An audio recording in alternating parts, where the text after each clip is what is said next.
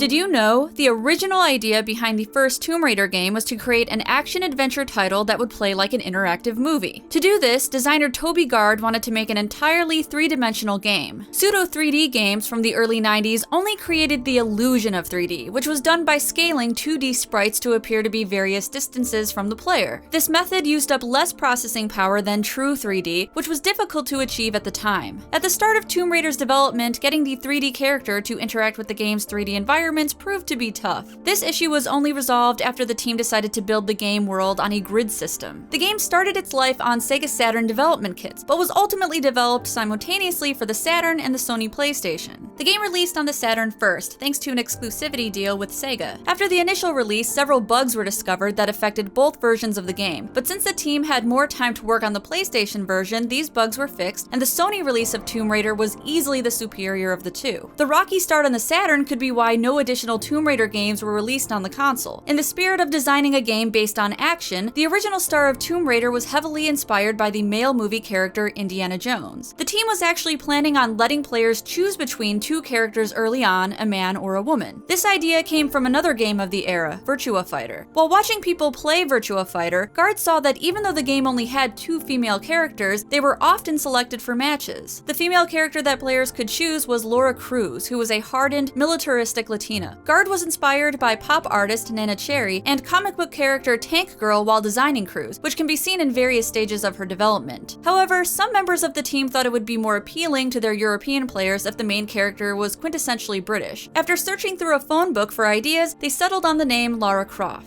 The team eventually realized that making two characters would be a lot of extra work and decided to remove the male character as Gard liked Lara more. Gard went through about 5 designs before finalizing Lara's appearance, including the earlier Lara Croft character. Lara's dual pistol wielding was also inspired by the film Hard Boiled and the original Aeon Flux. Lara Croft was always intended to be an archetypal heroine, but her sexualized figure was partly due to an accident. During development, Toby Gard made her breasts 150% larger than intended and was told to keep it that way for the final game. However, this origin story for Lara's chest may have been fabricated by Gard to make his intentions seem less lecherous. Programmer Gavin Rummer told Eurogamer, "Toby was obviously trying to make her sexy because that was meant to be part of her character. He always claims he slipped on the mouse and made the breasts bigger than he meant to, but how true that is, I don't know." The sexualization of Lara Croft didn't stop there. Fans eventually created a site called NudeRaider.com, which hosted a PC patch for Tomb Raider, which made Lara appear naked. Publisher IDOS was falsely accused of suing gamers who used the Nude Raider patch, but IDOS simply sent cease and desist notifications to NudeRaider.com, enforcing their copyright of Tomb Raider. Sites depicting nude images of Lara Croft were also shut down, and IDOS acquired the rights to the Nude Raider domain. However, it has since been re-registered and now points to a generic adult-themed search engine page.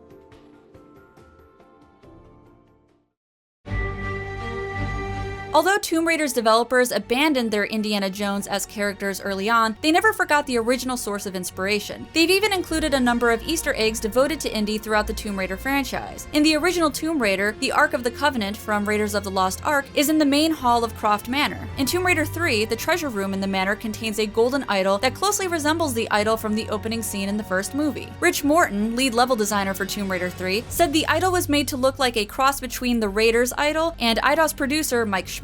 In Tomb Raider The Last Revelation, Jones's skeleton can be seen in a spike pit in Angkor Wat. Indy's hat and whip make another appearance in Tomb Raider Anniversary, appearing on the side of a large boulder in the tomb of Qualopec. Indiana Jones isn't the only famous explorer Tomb Raider pays homage to. In Lara Croft and the Temple of Osiris, it's possible to find the remains of Uncharted's Nathan Drake. Here's another interesting reference in the series. In the high-security compound level in Tomb Raider 3, movable crates have MJ-12 printed on them. This is a reference to a conspiracy theory about a secret government organization called Majestic 12, whose job was supposedly recovering and researching alien spacecraft. The organization, said to be created by President Truman, has cropped up in a number of places in pop culture, including TV shows like The X-Files and Dark Skies. Although the series has been successful, it's had its share of issues. Crystal Dynamics assumed responsibility for the Tomb Raider franchise after Tomb Raider: The Angel of Darkness received mediocre reviews from critics. The game was reportedly rushed out in summer of 2003 2003 to coincide with the theatrical release of Tomb Raider: The Cradle of Life. This reflected poorly on the series' original developers, core design, and the franchise was passed on to Crystal Dynamics. However, this would not be the end of Tomb Raider's problems. When the Xbox version of Tomb Raider, Legend, was sent to Microsoft for quality assurance testing, Crystal Dynamics found that the intro cinematic was missing. Rather than edit the cinematic back into the game and then resubmit the game for testing, Crystal Dynamics left it out altogether, so the opening scene is only viewable on other platforms. Up until their work on Tomb Raider, Crystal Dynamics was best known for the Legacy of Kain series. The team even included a few nods to their past work in several Tomb Raider games. In both Tomb Raider Legend and Tomb Raider Anniversary, a portrait of Kain in human form can be seen hanging in Croft Manor. The unlockable Sport, Goth, Goth Lace, Snowsuit, and Sola Diving Suit outfits all contain hidden insignias from either Soul Reaver or Legacy of Kain. If 100% of the game is completed, the Soul Reaver itself is unlocked as a usable weapon. Also, the inscriptions on the columns in the King's Crypt section of Tomb Raider Legend spell out Crystal Dynamics. Crystal Dynamics has always been keenly aware of the online discussion surrounding their games, and made sure to include a few nods to the online community in the 2013 Tomb Raider reboot as well. In a trailer for the 2013 Tomb Raider, a small crab with a heart-shaped mark on its back can be seen crawling towards a map amongst the wreckage of Lara's expedition. In online forums, the crab became known as Fifi the Crab, and Crystal Dynamics eventually implemented an achievement called Crab Cakes, triggered by shooting crabs on the beaches near the shipwreck. The achievement's description informs you that you've killed Fifi the Crab. Video games aren't the only place where Lara Croft is acknowledged and honored. The heroine has her very own blue plaque in Britain. Blue plaques are permanent signs in the UK that commemorate locations important to famous people or events. Other blue plaques in the UK honor fictional Sherlock Holmes, as well as Mozart, Virginia Woolf, and Jimi Hendrix. And if you want more PlayStation facts, check out the Did You Know Gaming video on the PS4. And if you want to know more about me, PushingUpRoses, your humble narrator, be sure to check out my channel. The last video I did covered the best and worst of licensed games, but I assure you I have something for the whole family.